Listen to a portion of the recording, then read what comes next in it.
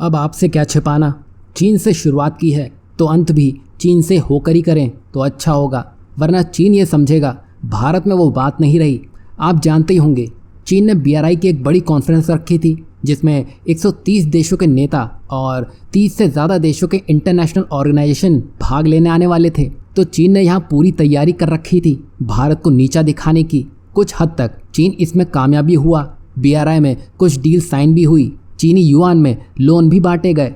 तो चीन यहाँ तक तो खुश था, पर जब उसने मेहमानों की लिस्ट चेक करी तब उसने जाना कि 130 में से बस 23 देशों के नेता मौजूद रहे, बाकियों ने अपने प्रतिनिधियों को चीन भेज दिया। आपको बता दें कि जब 2019 में ये कॉन्फ्रेंस रखी गई थी तब उसमें भाग लेने के लिए 37 देशों के शीर्ष नेताओं ने इसमें हिस्सा लिया था। हालांकि इस साल 4 वर्षों में पहला बेल्ट एंड रोड फोरम होने और 10 साल की बड़ी सालगिरह के जश्न के बावजूद केवल 23 राष्ट्राध्यक्षों और उनकी सरकारों ने ही भाग लिया है। इससे आप समझ सकते हैं चीन खोखला होना शुरू हो चुका है।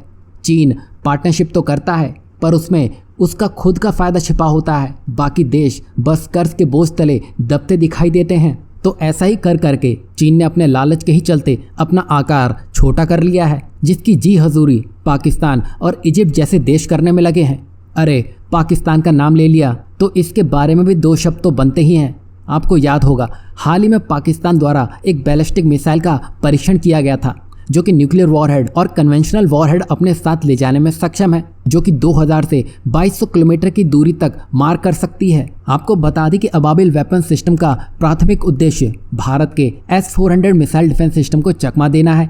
वहीं इसके परीक्षण के बाद से मानो पाकिस्तान की खुशी का ठिकाना ही ना रहा हो और उसने ये सोच लिया कि बस वो भारत पर कल ही हमला कर देगा। पर वो कहते हैं ना, इतना खुश भी ना हो जाओ कि जमाना पागल ही कहने लगे। और ये पाकिस्तान के साथ फिर से होता हुआ दिखाई दे रहा है। दरअसल परीक्षण के 2 दिन बाद ही पाकिस्तान की खुशी सन्नाटे में बदल चुकी है। आपको याद होगा किस तरह हाल ही में अमेरिका ने ईरान को घेर के मिडिल ईस्ट में सारा खेल ही पलट दिया था। उसी तरह इस बार अमेरिका ने चीन की कंपनियों पर बड़ी कार्रवाई कर दी है, जिसमें पाकिस्तान को बैलिस्टिक मिसाइल के उपकरण मुहैया करवाने के लिए ड्रैगन की 3 कंपनियों पर प्रतिबंध लगा दिए गए हैं। वहीं चीन हमेशा से ही पाकिस्तान का सहयोगी रहा है। वहीं अमेरिकी विदेश विभाग ने शुक्रवार को बताया कि ये प्रतिबंध अंतर्राष्ट्रीय परमाणु अप्रसार और निरस्त्रीकरण शासन के तहत लगाए गए हैं। वैसे अमेरिका ये कदम पहले उठाता तो शायद पाकिस्तान न्यूक्लियर के एंड तक नहीं पहुंच पाता। अब पाकिस्तान के पास ऐसी मिसाइलें हैं जो इजराइल तक पहुंच रखती हैं, तो अमेरिका के लिए भी ये खतरे की घंटी है। देर से ही सही, लेकिन अमेरिका ने कुछ एक्शन तो लिया है।